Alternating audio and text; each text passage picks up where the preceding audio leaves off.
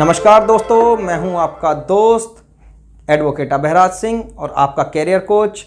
आज हम चर्चा करेंगे लोग किस प्रकार अपनी सामाजिक आत्महत्या कर लेते हैं। मृत्यु की परिभाषा आप जानते ही होंगे कि जब कोई आदमी सांस लेना बंद कर देता है तो उसकी मौत हो जाती है। ऐसे ही यदि किसी व्यक्ति को सामाजिक पहचान उसकी ख़त्म हो जाए, लोग उससे सामाजिक रूप से संबंध अपने तोड़ लें, तो उसकी भी मृत्यु हो जाती है सामाजिक रूप से। तो आज हम इसी बात पर चर्चा करेंगे। इस वीडियो को आप अंत तक देखें, साथ ही सब्सक्राइब करें व बेल आइकन को दबाना ना भूलें। ये वीडियो आपके जीवन को बदल सकती है। ध्यान से देखें। एक बार एक बहुत रईस आदमी अपनी खूबसूरत सेक्रेटरी के साथ एक गांव में पहुंचता है और वहां पर ग्राम प्रधान से कहता है कि मैं अपने अमेरिकन दोस्तों के लिए आपके यहाँ से कुछ बंदरों को चाहता हूँ। आपके गांव के आसपास बहुत सारे बंदर हैं और हमारी कंपनी उन बंदरों पर प्रयोग करती है जिससे मानव पर यूज करने वाली हम दवाइयों को बना सकें। वो ग्राम प्रधान को लालच देता है कि यदि आपके गांव के लोग बंदरों को पकड़कर मुझे ला कर देंगे तो मैं आपको प्रति बंदर 500 रुपये दूंगा। ग्राम प्रधान उसकी बातों को समझता है और समझने के बाद वो सोचता है कि अगर मैं गांव के लोगों को 400 रुपये एक बंदर के भी दे दूं तो मुझे भी 100 रुपये का फायदा हो जाता है।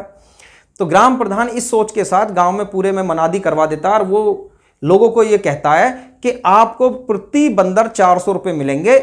आप यदि हमें बंदर पकड़ के ला के दोगे तो ये आपकी डेली की मजदूरी से 5 गुना ज़्यादा है।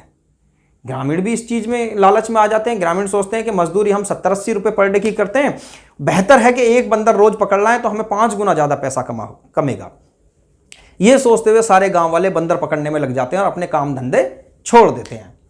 वो बंदर पकड़ के लाते हैं और लाके ग्राम प्रधान के यहाँ रोजाना शाम को जमा कर देते हैं और अपने प्रति बंदर 500 रुपये के हिसाब से वो ले जाते हैं।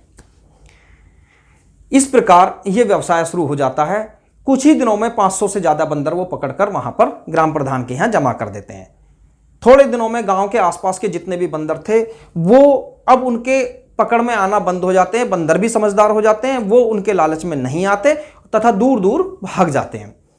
अब मुसीबत हो जाती है कि उन्हें आसपास कोई बंदर मिलता नहीं। कई बार 2 या 3 दिन बाद जाके एक बंदर हाथ आता है तो वो कोशिश करके उसको पकड़ कर ले आते हैं। 500 रुपये अपने ले लेते हैं। धीरे धीरे अधिकतर ग्रामीण इस धंधे को छोड़ना शुरू कर देते हैं। अब कंपनी मालिक कहता है कि नहीं, अब मैं एक बंदर के 1000 रुपये दूंगा। तो ग्राम प्रधान फिर दोबारा मनादी करवाता और कहता है कि आपको प्रति बंदर 1000 रुपये मिलेंगे। तो आप यदि ज़्यादा से ज़्यादा बंदर पकड़ के लाओगे तो आपको जो है अपनी मजदूरी का 10 गुना ज़्यादा प्राइस मिलेगा। लोग फिर लालच में आ जाते हैं, सोचते हैं कि भाई अच्छी बात है, हम 10 दिन मेहनत मजदूरी क्यों करें, एक दिन में एक बंदर भी पकड़ लाएं तो बहुत अच्छी बात है। तो पुनः पूरे जोश के साथ गांव वाले प्रयास में लग जाते हैं। आसपास के गांवों से भी बंदर पकड़कर ग्राम प्रधान के यहाँ ला देते हैं और लगभग 100 से ज़्यादा वो बंदर पकड़कर ग्राम प्रधान के यहाँ पे दे देते हैं और 1000 रुपये प्रति बंदर के हिसाब से वो पैसे वसूल लेते हैं। अब फिर बंदरों का अकाल पड़ जाता है। बंदर आसपास के गांवों से भी उन्होंने लाकर वहां पर ग्राम प्रधान के यहाँ पर जमा कर दिए। फिर वो कोशिश करते हैं कि अब क्या करें, अब तो हमारे आसपास भी बंदर खत्म हो गए। पुनः फिर वो कंपनी मालिक ग्राम प्रधान से कहता है कि मैं अब 2000 रुपये प्रति बंदर दूंगा। जो भी व्यक्ति बंदर मुझे पकड़ के लाएगा मैं उसको 2000 रुपये दूंगा। ग्राम प्रधान फिर मुनादी कराता है, कहता है कि भाई 2000 रुपये प्रति बंदर आपको मिलेगा, आपकी लगभग पूरे महीने की इनकम इसमें हो जाएगी। तो आप प्रयास करो, अगर आप एक बंदर भी लाते हो तो 2000 रुपये आपको मिलेंगे। पूरे गाँव के लोग पूरे जोश के साथ आसपास के सभी गाँवों में जो बंदरों के ढूंढना शुरू कर देते हैं। वो बामुश्किल 50-60 बंदर जैसे तैसे करके पकड़ पाते हैं। आसपास के गांव में भी सभी बंदर खत्म हो जाते हैं। अब एक दिन वो मालिक कहता है कि मुझे शहर जाना है और कुछ जरूरी काम है मेरे जिसको मुझे निपटाना है। वह मालिक अपने एक सहयोगी को वहां छोड़कर शहर चला जाता है और ग्राम प्रधान से बोल जाता है कि मैं 2 या 3 दिन में वापस आ जाऊंगा, तब तक जो है आप पिंजरों की व्यवस्था करके इन बंदरों को जो है शहर तक पहुंचवाने की व्यवस्था करें। इस बीच जो कंपनी मालिक का सहयोगी था वो ग्राम प्रधान को लालच देता है कि यदि आप मुझसे ये बंदर खरीद लें तो मैं आपको यही बंदर 1500 रुपये के हिसाब से दे दूंगा और आप चाहें तो मालिक के आने के बाद यही बंदर 2000 रुपये में उनको बेच सकते हैं। ग्राम प्रधान लालच में आ जाता है। ग्राम प्रधान सोचता है कि मैं यही बंदर गांव वालों को 1600 रुपये या 1700 रुपये में बेच दूंगा और वो गांव वाले जो है वापस 2000 रुपये में बेच के 300 रुपये प्रति बंदर कमा लेंगे। तो इस तरीके से वो जो कंपनी मालिक का सहयोगी था सारे बंदरों को ग्राम प्रधान को बेच देता और ग्राम प्रधान अपनी सारी जमा पूंजी लगाकर वो गांव वालों को बेच देता है। गांव वाले भी अपनी सारी जमा पूंजी ग्राम प्रधान के पास दे देते हैं और ग्राम प्रधान अपनी सारी जमा पूंजी उनके सहयोगी को दे देता है। अगले दिन जब सभी लोग बंदर लेकर पहुंचते हैं तो वहां पर ना तो सहयोगी मिलता है और ना ही कंपनी का मालिक होता है, रह जाते हैं हाथ में सिर्फ उछलते कूदते हुए बंदर। अब मैंने आपको जो ये कहानी सुनाई, इस कहानी का उद्देश्य क्या था? उद्देश्य था कि नेटवर्क मार्केटिंग के नाम पर जो बिजनेस चल रहे हैं, जिस तरह की लूट हमारे समाज में चल रही है और पढ़े लिखे एजुकेटेड समझदार लोग जो बर्बाद अपने आप को कर रहे हैं और साथ ही साथ अपने रिलेटिव्स, अपने मित्रगण, अपनी सोसाइटी के लोगों को जो लुटवा रहे हैं इन कंपनियों के माध्यम से, इससे मुझे आपको सचेत करना है। दोस्तों, नेटवर्क मार्केटिंग एक ऐसा बिजनेस है जिसमें हमें फल मिलता हुआ दिखता है लेकिन फल कभी मिलता नहीं है। एक छोटा सा उदाहरण मैं आपको दूं जिससे मेरी बात और क्लियर हो। अभी कुछ ही दिन पहले एक बड़ा घोटाला हुआ जिसको सोशल ट्रेड कंपनी के द्वारा किया गया। उसके थोड़े दिन बाद, लगभग 1 साल बाद, एक और बड़ा घोटाला होता है जिसे बिग बाइट कंपनी के नाम से किया गया। ये बिग बोट जो कंपनी थी, इसने भी 3500 करोड़ के करीब करीब घोटाला किया।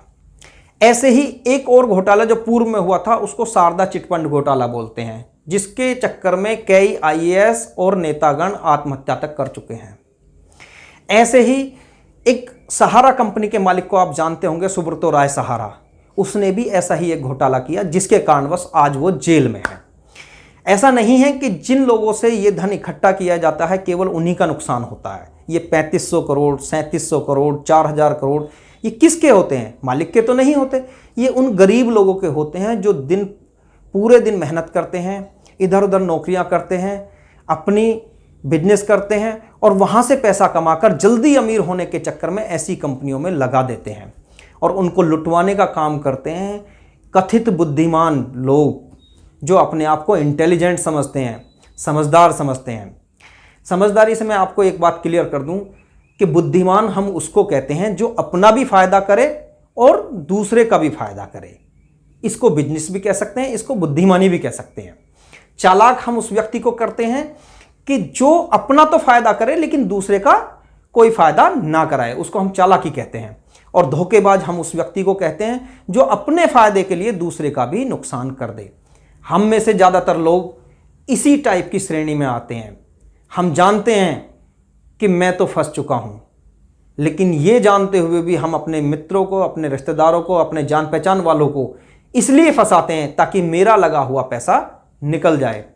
पहले दिन से हर व्यक्ति को पता होता है कि एक ना एक दिन ये कंपनी डूबेगी, ये कंपनी भागेगी।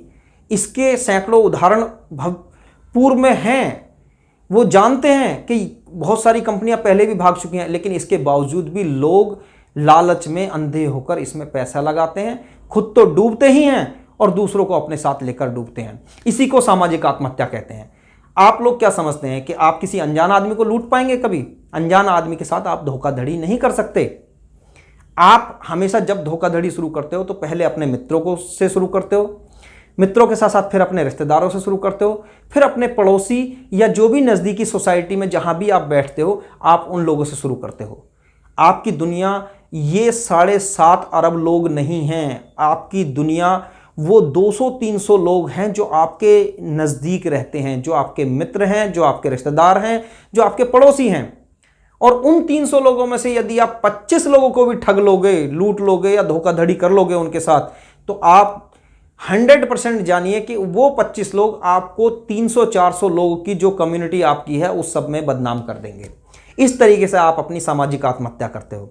और समझ लीजिए दोस्तों, सामाजिक आत्महत्या के बाद पहले एक कहानी होती थी कि जैसे ही कोई बीमा एजेंट आता था, लोग अपने घर के दरवाजे बंद कर लेते थे या अपने बच्चों से कहलवा देते थे कि मेरे पापा घर में नहीं हैं। लेकिन आज अगर नेटवर्कर कोई किसी के घर जाता है तो आज उसको पानी को भी नहीं पूछा जाता। वो स्थिति आ गई है कि लोग उससे मिलने से, उससे बातचीत करने से भी घबराते हैं। लोग टेंशन में आ जाते हैं कि ये पता नहीं अब नया कौन सा लूट का तरीका लेकर आया होगा। तो इसीलिए मैं दोस्तों आपको एक बार फिर अवेयर करता हूं कि ना खुद लुटें ना दूसरों को लुटवाएं। बुद्धिमानी इसी में है कि कोई ऐसा बिजनेस करें जिसमें आप भी बढ़ें और दूसरों को भी मुनाफा हो। यहां पर आप अगर ये समझते हैं कि आप ज़्यादा बुद्धिमान हैं, आप इसमें कमाकर निकल जाएंगे, दूसरे लोग फंसते हैं तो फंस जाएं। तो इस तरीके से आप अपने आप को एक धोखेबाज बनाने का पूरा प्रयास कर रहे हैं। जब से ये बड़े बड़े घोटाले हुए हैं, इंडियन गवर्नमेंट ने नेटवर्क मार्केटिंग को एक इकोनॉमिक ऑफेंस घोषित किया है। इसलिए इन नेटवर्क मार्केटिंग कंपनियों ने भी अपने चाल चलन को परिवर्तित कर लिया है। अब ये प्रोडक्ट सेलिंग के नाम पर आपसे नेटवर्क मार्केटिंग कराती हैं। आप ध्यान रखें, वो प्रोडक्ट मार्केट से कहीं महंगा आपके माध्यम से बेचा जाता है। आपको ध्यान रखना है कि ना तो आप खुद लुटे, ना ही अपने मित्र, रिश्तेदार अथवा सोसाइटी के लोगों को लुटवाएं। मैं आपको कुछ ऐसे बिजनेस बताऊंगा जिसे आप घर में रहते हुए कर सकते हैं, दुनिया के किसी भी कोने में बैठे हुए कर सकते हैं, जिसमें आपका कस्टमर, आपका बिजनेस पार्टनर दोनों ही विजेता होंगे और साथ साथ आपको धन, सम्मान और यश की प्राप्ति होगी। इस सब के बारे में जानने के लिए आप मेरी नेक्स्ट वीडियो को देखना ना भूलें और साथ ही साथ हमारे चैनल को सब्सक्राइब करें, हम वीडियो को लाइक करें और बेल आइकॉन को जरूर दबाएं, जिससे हमारी वीडियो आपको समय पर मिलती रहे। धन्यवाद।